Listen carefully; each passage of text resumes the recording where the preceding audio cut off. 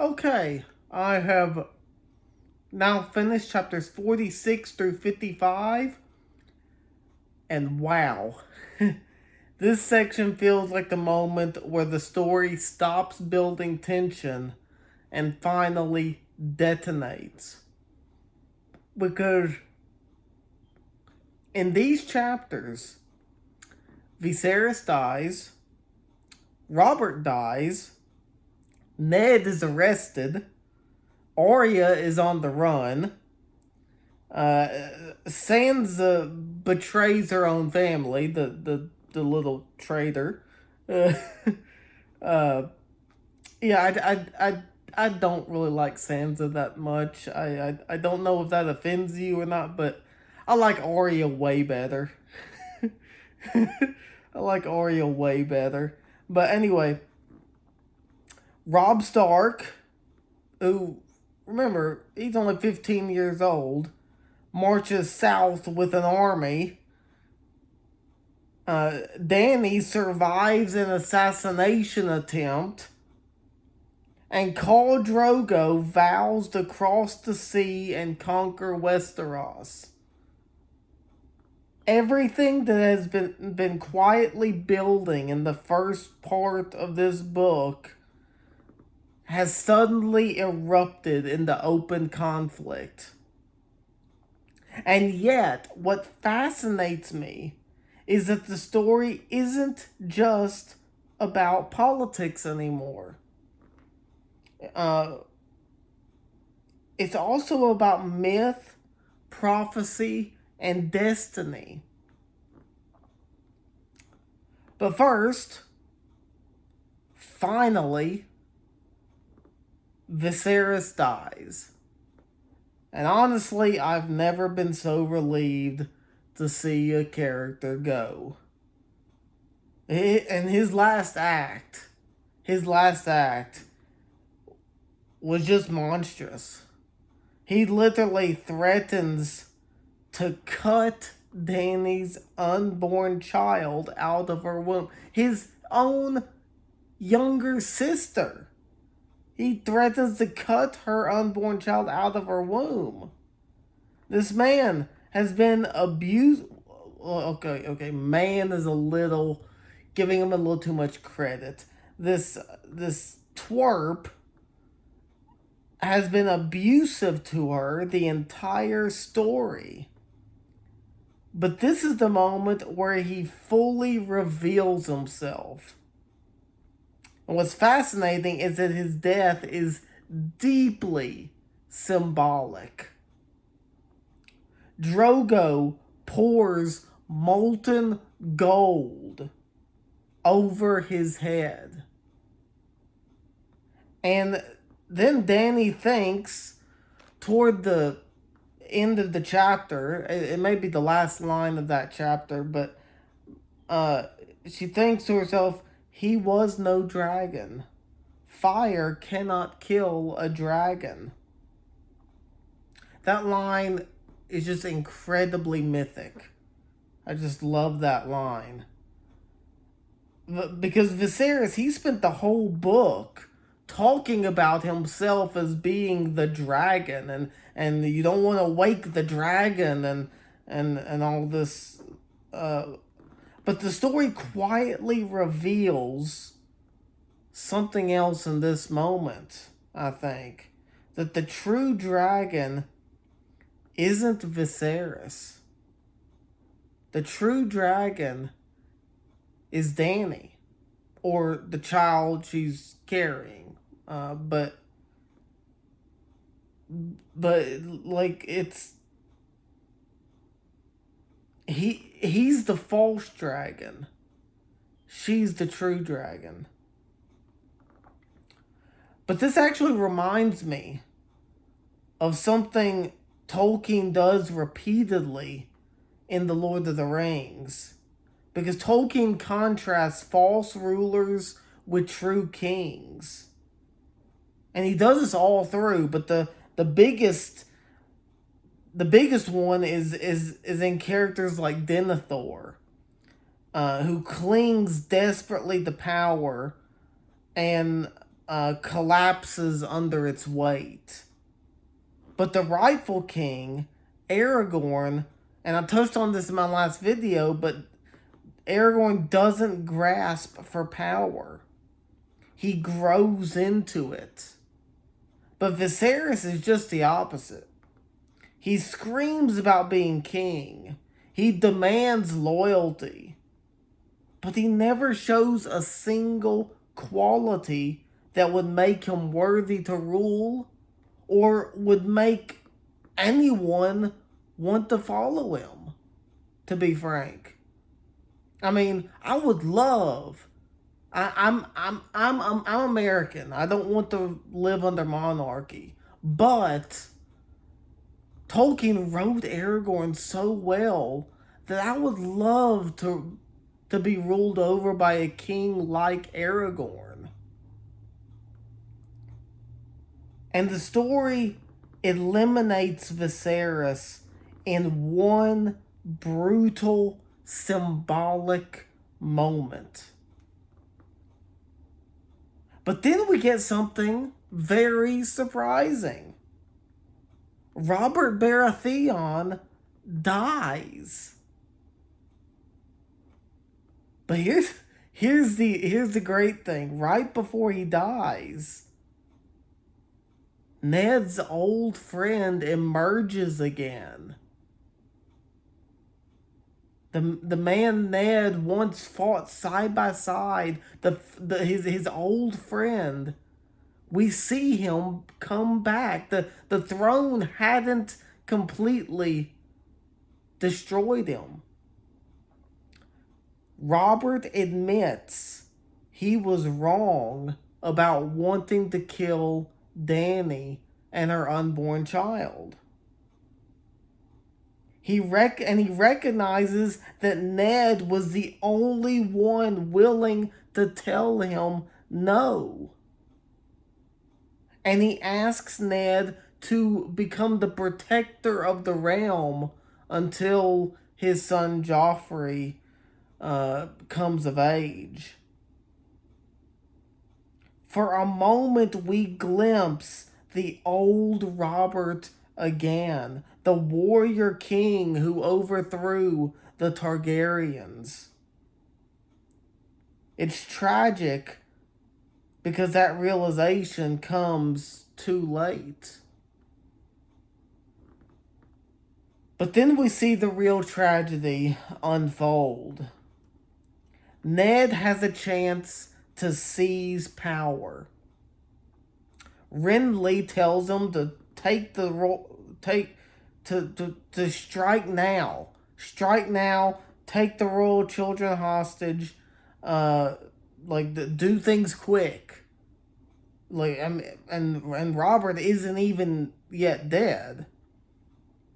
Littlefinger tells him to control Joffrey and rule through him, to support Joffrey's claim. Because by doing that, he can control Joffrey and rule through him. Both men understand the reality of the Game of Thrones. But Ned refuses them both. Because Ned believes in something bigger than that game. He's an honorable man. Now, I mentioned before that I don't really like Sansa that much. I like Arya much better, but her story in this section reminds me a lot of C.S. Lewis's some of what he says in books like The Four Loves and Till We Have Faces and The Great Divorce. And in The Great Divorce, there's one particular scene that it reminds me of. The scene of the ghost Pam, who's talking with her brother about wanting to see the son that she lost when she was still alive. And In The Great Divorce, Lewis writes that even good things, like mother love, can become destructive when they're turned into gods. Lewis says brass is mistaken for gold more easily than clay is. When something good falls, it becomes a fiercer devil. That idea perfectly describes Sansa in this section. Because her love for Joffrey isn't what's evil. It's a good human impulse, romantic love. Lewis has a lot of good to say about all four loves in the four loves, including Eros. But she elevates that love above truth, family, and loyalty. And when good things become false gods, that's when they become dangerous. And that's exactly what happens here. Her belief in the fairy tale prince blinds her to reality. But Ned's downfall comes from a similar place, not from evil, but from honor applied in a world that doesn't honor it. Littlefinger tells him, only if we lose. That is, it's treason only if we lose. And that line is very revealing about the political philosophy of this book, or at least of a lot of characters in this book. For Littlefinger, morality isn't about right and wrong. It's about winning. And Ned simply refuses to play that way. Meanwhile, Arya's storyline becomes much darker. She escapes only because her sword teacher sacrifices himself. Up until now, Arya has been learning skills. Now she's learning something else. She's learning how to survive. And then we jump north, and the tone changes completely.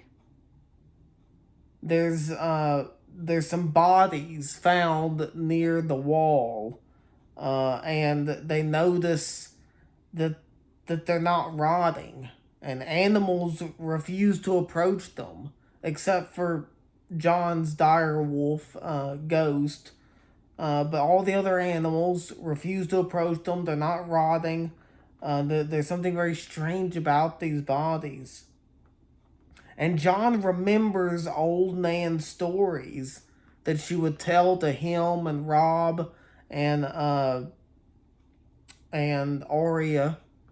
Which, interestingly, in that line, I noticed that it didn't mention Sansa. And I get the impression that Sansa wasn't much for that kind of thing. Like, Sansa's always kind of the one that's loves court life and being the daughter of a great lord like her father is, but not much for stories like that.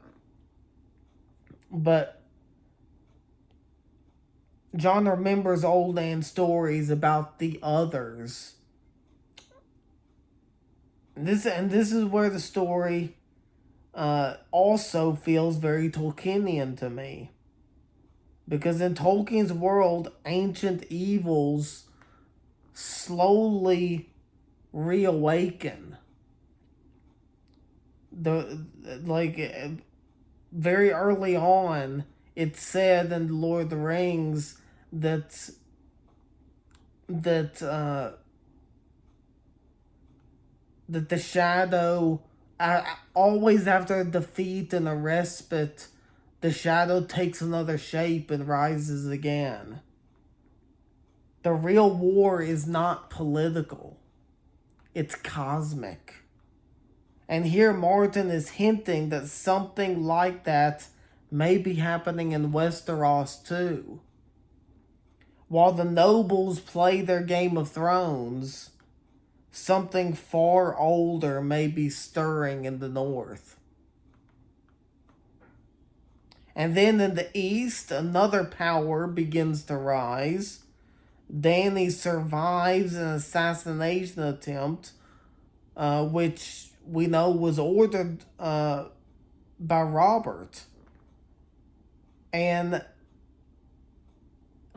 Khal Drogo, which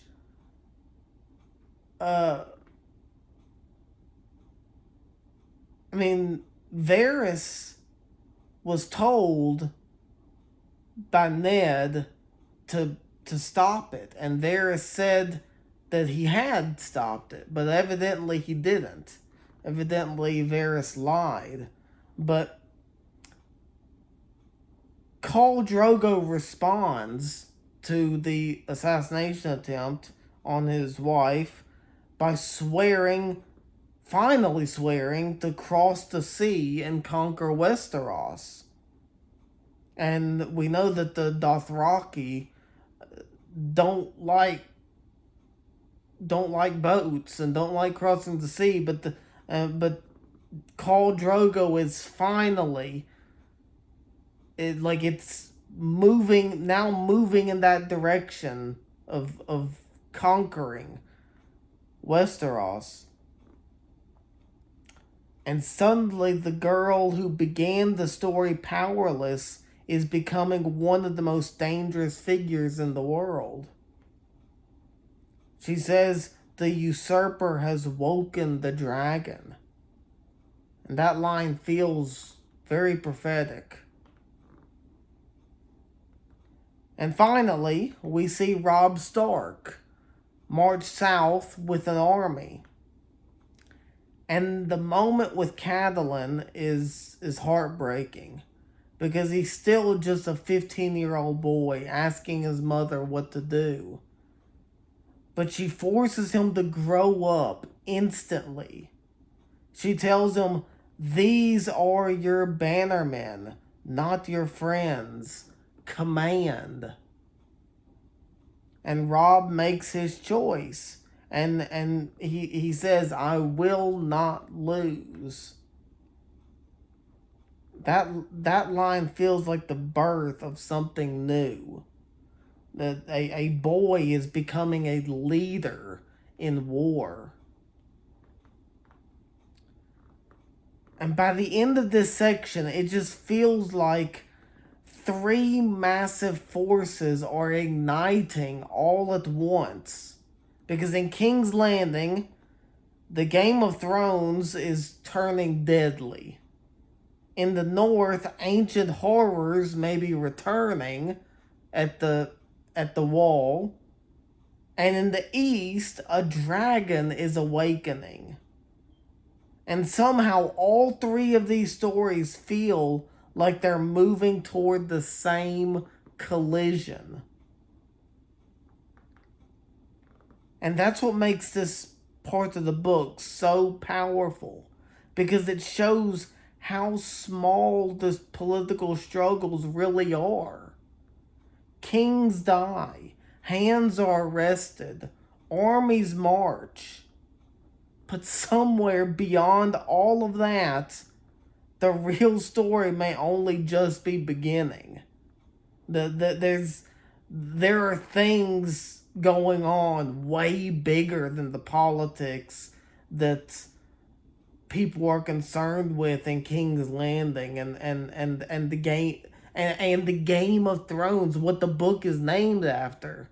There are things going on way bigger. So anyway, that's my thoughts on these chapters 46 through 55.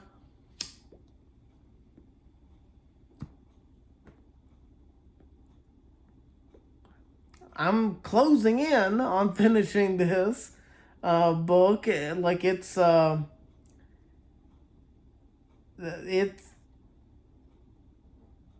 things are there's a collision coming. There is a collision coming. I don't know if the ultimate collision will happen in this book because I know it's a series, but I just have a feeling that that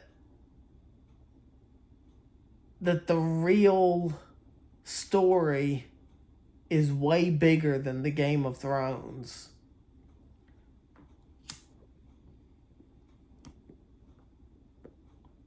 Y'all have a good day.